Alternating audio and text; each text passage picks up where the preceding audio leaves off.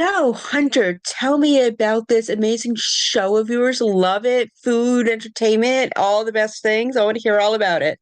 Well, thank you, Sammy. Thanks for having me here today. And yes, let me tell you a bit about the perfect parfait. So the perfect parfait it's a deliciously layered interview show, and essentially, my thinking behind this project was to take the traditional interview sort of format, traditional talk show format, and then just kind of put it through a kaleidoscope and see what came out on the other side. So it's a little bit of a hot ones, a little bit chicken shop date, a little bit, classic Tonight Show interview, but there's also a sketch comedy between two ferns element. And there's also a culinary element because my partner in the show is a Michelin rated Chef David Codney, who used to work at the Beverly Hills Peninsula, was the executive chef, and has a long storied history in the culinary world. So he builds these parfaits, and yeah, we've had some really great guests so far, and we're kind of wrapping up our first season, but we're marching towards shooting season 2 in the next month or so. Nice. And who are some of the guests that you've had? Tell my listeners who they can expect to see during this season. So we have had a pretty significant lineup here to start. I piloted this show with a lot of my friends. So I've been buddies with Dave Franco from 21 Jump Street. Now You See Me for years now. So he was our first episode, and second episode was with Christopher Mintz-Plasse, who played McLovin in Superbad, was in Kick Ass.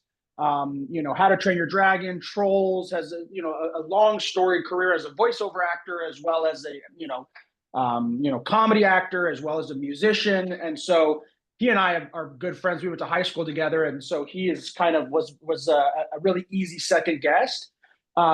Gentleman by the name of Christian A. Pierce, who is a sketch comedian, writer, very talented individual who created a show called The Real Bros of Simi Valley. That's a Roku show. Originally was a YouTube show, but I kind of remember plays on that show, yes.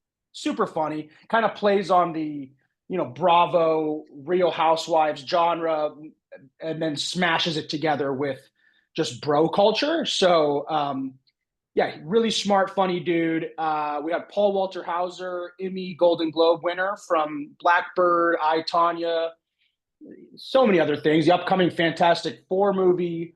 And then we had Sid and Olivia, Sydney Heller and Olivia De Laurentiis, and they are these great content creators, writers, performers. They're really funny. They're kind of a little bit, they're more up and coming, although they've been doing this for about a decade. They're really funny. And then our final episode next week, Thursday, April 3rd, we have Tim Heidecker from Tim and Eric, kind of that Adult Swim world, but a bona fide actor in his own right, was in Jordan Peele's Us, and so it's we've had this kind of that's our first season. But we're also doing these sketches. We shot a sketch, we put out a sketch just yesterday with Nicholas Braun from Succession, and we're kind of building out the world. So our anchor is these interviews, but we're also going to kind of sort of build out our parfait universe with these sketches and some other really fun online kind of activations, if you will.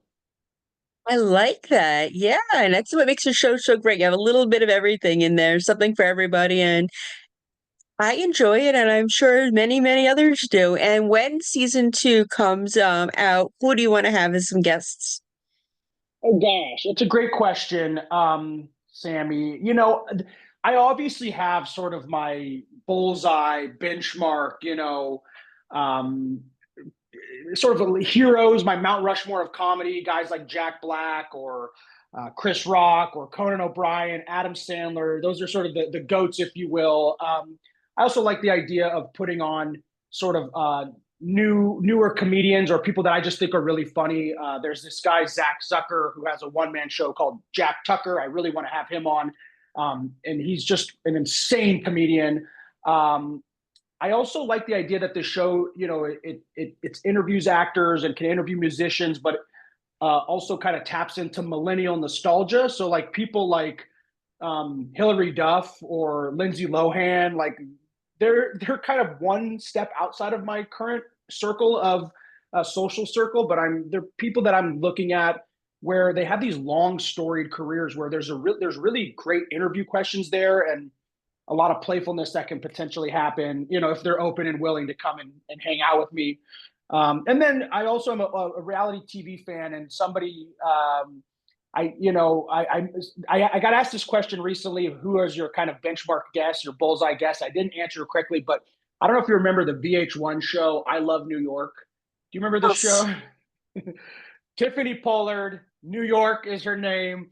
I want to put that out into the universe, and I want her. I think she's just brilliant, and I was such a fan of that show. She was on the Flavor of Love show, and then she had her own Yes. spinoff, and she's just continued. She's just hilarious, and somebody I would love to sit across from and shoot the shit with. I would love that. Yeah. And you Yeah. should get someone from Friends on because, I know it's trifle and Friend with that Thanksgiving episode. And then maybe you could get Jennifer Aniston on. You guys can make it together without the meat, though. Without the meat, yes. I mean, gosh, I would love to have somebody like, Jennifer Aniston come hang out in my DP's parents' backyard in Encino, California. Part of the show is that we're a scrappy little indie show, but I think it would be a lot of fun to have her come and hang. Yeah. So, Jennifer, if you're watching, let's make this happen. Putting it out in the All my universe. people, yes, yes, we would love that. Yes, so thank you. Yeah, that. So that's kind of those are some of the I don't know. Those are kind of some of the little tendrils I'm thinking of. Yeah. Thanks. And since you do mention parfaiters, do you cook as well? Are you going to be adding something like that in, or is that just something we did for like a metaphor? I've always loved parfaits, and I think parfaits are sort of underserved, and they are kind of the underdog of the breakfast community. And I've always sort of seen myself as an underdog, and I think that is where my love comes. They're always at the bottom of the menu, and they're rarely ordered, and so that was part of my. I've always just loved them, and my girlfriend at the time, now wife, was like, "You should do something with this," and so. Anyway, that's not what you're asking, but do I cook? I'm not a great cook. I can make a rigatoni. That's about it. And I can make a stir fry, Sammy. Those are kind of my two dishes.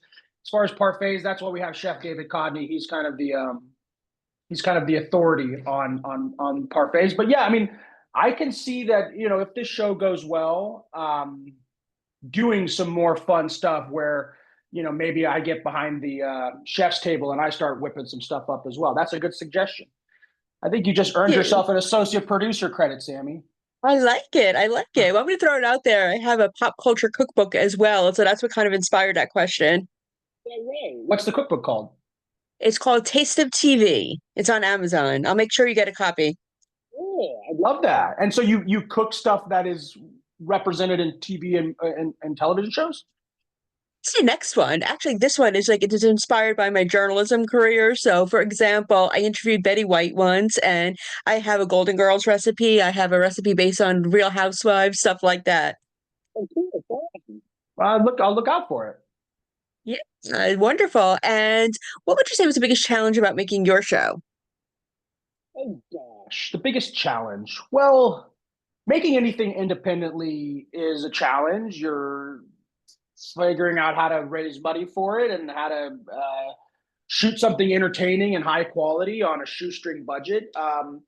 A big challenge was also one of our first shoot days when we shot Dave Franco and a couple other folks.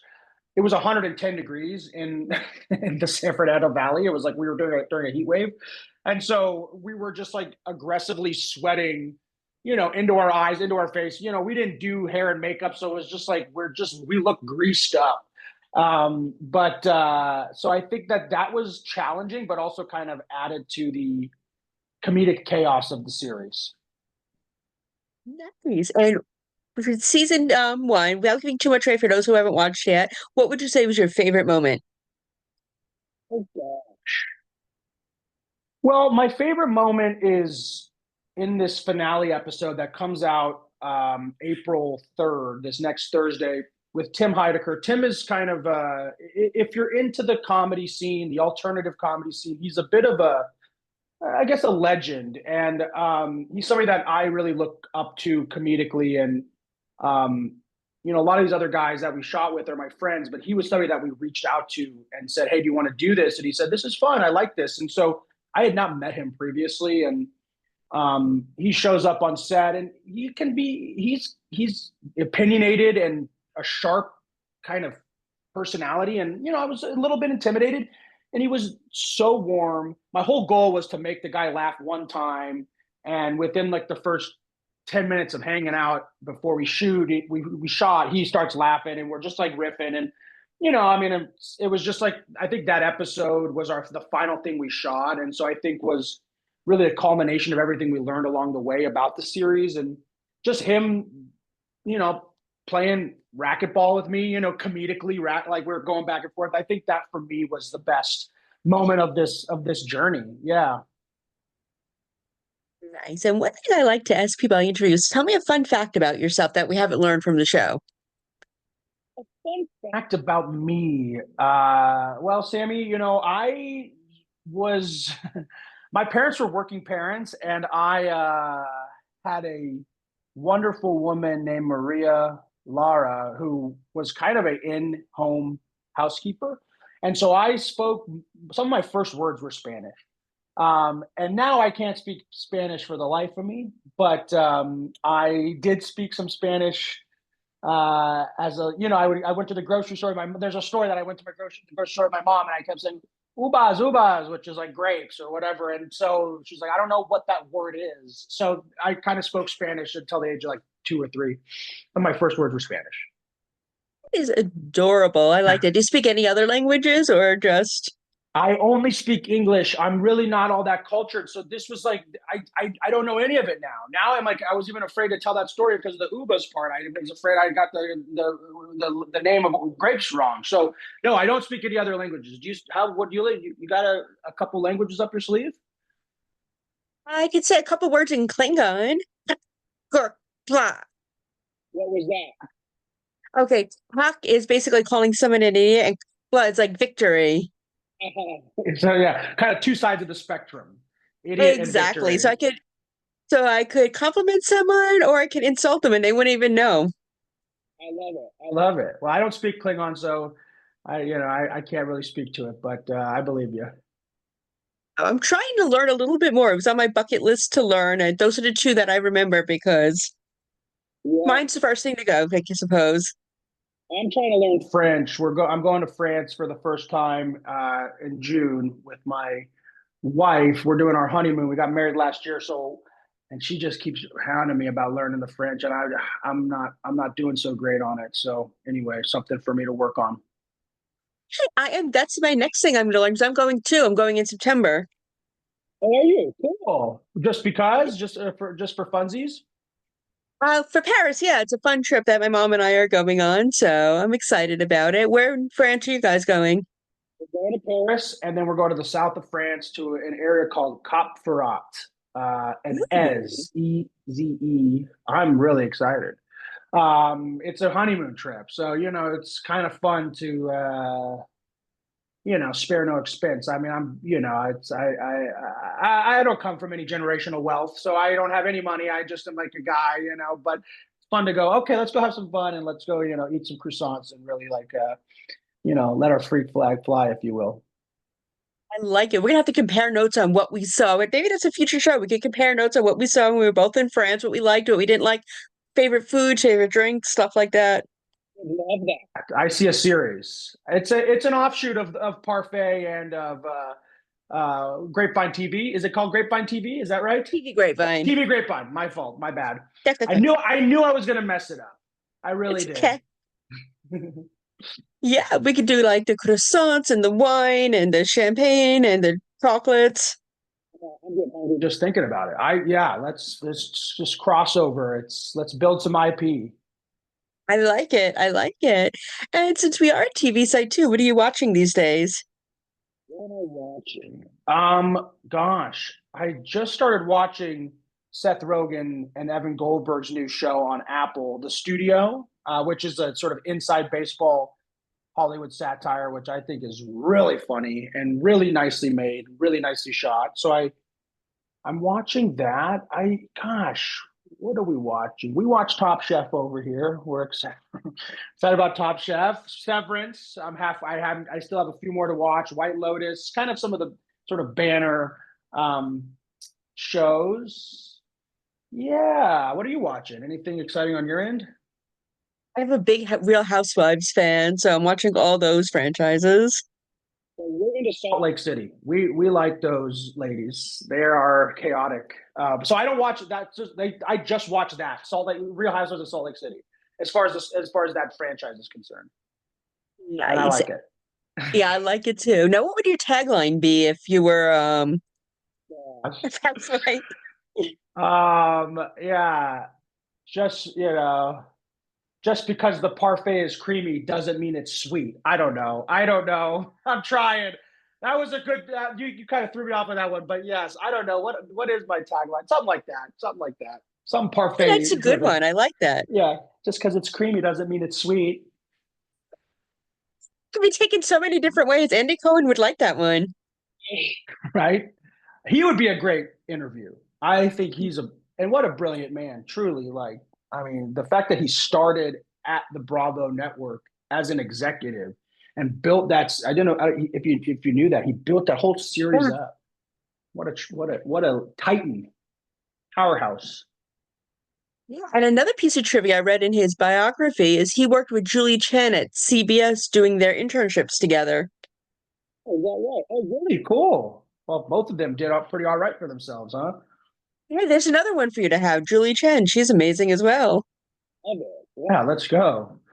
Love Yeah, that maybe idea. they could get you on Big Brother. I don't know that world. That's one that my wife loves Survivor, but and I know Big Brother's kind of the counterpart. I've never watched an episode of Big Brother, so I don't even know what was really going on over there. But sure, I'll do it. Whatever. Put me in the house. Let's get weird. Yeah. And you might, because you're going in blind, you might find a way and actually win. That would be great. I like the reality TV that is toxic, though. I'll be honest. I don't like when it's nice. I don't like when people are nice to each other on reality TV. I like when they start throwing stuff at each other and start talking poorly about each other's spouses. That's why I like Real Housewives Salt Lake City because it's just pure toxicity. It is. It is. Now, who's your favorite housewife on that one? Oh, don't ask me because I don't know all their names. I don't know all their names. I liked on this new season the new gal who kind of dresses really like flamboyantly she's almost Oh, like Bronwyn. Yeah. Broadway. I like her. I like her I thought she too. was a cool addition and was pretty grounded, but I can't remember all their names. That's kind of like I have a hard time with remembering names, even though they put them on their screen every time they appear. Just cannot remember them for the life of me. Where can I find you on social media so we can continue to follow this amazing career of yours? Well, yeah, you can find me on Instagram at Hunter Cope Loves You, because I do. And you can follow the show at Perfect Parfait Show. And that is same with YouTube, youtube.com/ Perfect Parfait Show. And, we're just getting started here with this show. So come take a look. And if it's your speed, come join us at the Parfait Palace.